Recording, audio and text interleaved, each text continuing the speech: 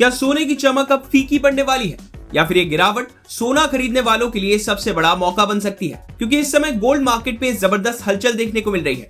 अंतर्राष्ट्रीय बाजार में कॉमेक्स गोल्ड फ्यूचर्स इस हफ्ते एक समय $4000 प्रति आउंस के अहम स्तर से भी नीचे फिसलकर करीब $3973 तक पहुंच गया था।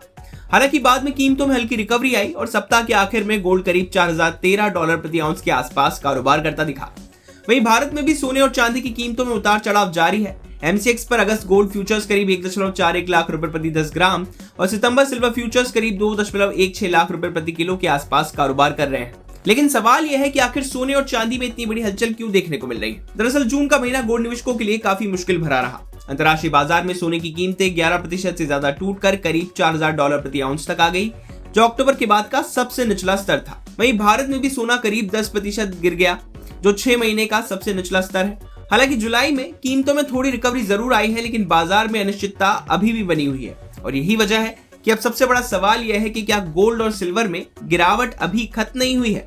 रॉयटर्स की एक रिपोर्ट के मुताबिक गोल्ड पर पिछले हफ्ते के दबाव के पीछे सबसे बड़ी वजह बनी अमेरिका और ईरान के बीच बढ़ती टेंशन।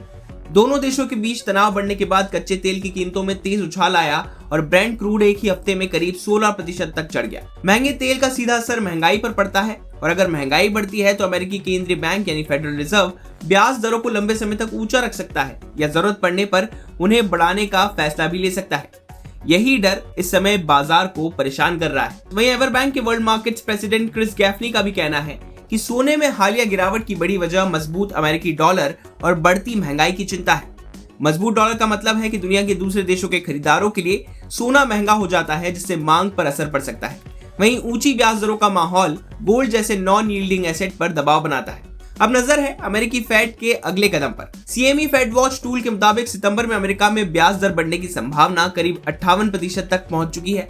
वहीं फेड के वाइस चेयर फिलिप जेफरसन ने भी संकेत दिए हैं कि अगर महंगाई में जल्द सुधार नहीं आता है तो ब्याज दर बढ़ाने का विकल्प खुला है। यानी आने वाले दिनों में बाजार की नजर सिर्फ गोल्ड की कीमतों पर नहीं बल्कि अमेरिका के आर्थिक आंकड़ों और फेड के हर संकेत पर रहेगी। अब बात करें चांदी की तो सिल्वर भी इस दबाव से बच नहीं पाई है। इस हफ्ते चांदी में भी कमजोरी देखने को मिली है। अगर डॉलर मजबूत रहता है और ब्याज दरों को लेकर चिंता बनी रहती है तो सिल्वर में भी आगे दबाव और ज्यादा उतार चढ़ाव देखने को मिल सकता है। लेकिन अब सबसे बड़े सवाल पर आते हैं, क्या अगले हफ्ते सोने में और बड़ी गिरावट देखने को मिल सकती है? फिलहाल बाजार के कुछ संकेत इस तरफ इशारा कर रहे हैं कि गोल्ड पर दबाव और बढ़ सकता है।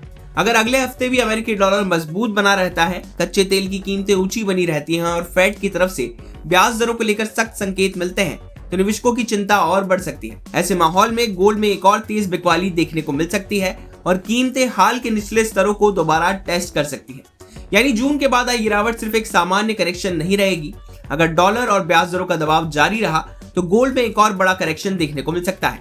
लेकिन कहानी का एक दूसरा पहलू भी है। अगर पश्चिम एशिया का तनाव और बढ़ता है और निवेशक सुरक्षित निवेश की तलाश में लौटते हैं तो सेफ हेवन बाइंग सोने को सहारा दे सकती है। गोल्डमैन सैक्स का भी मानना है कि बढ़ते भू राजनीतिक तनाव के बीच प्राइवेट इन्वेस्टर्स अपने पोर्टफोलियो में गोल्ड की हिस्सेदारी बढ़ा सकते हैं।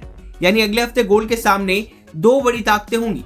एक तरफ मजबूत डॉलर, ऊंची ब्याज दरों का डर और महंगे तेल का दबाव, तो दूसरी तरफ युद्ध और भू राजनीतिक तनाव से मिलने वाला सेफ हेवन सपोर्ट। फिलहाल संकेत यही बता रहे हैं कि अगर मौजूदा हालात बने रहते हैं तो गोल्ड में एक और तेज गिरावट का जोखिम बना हुआ है।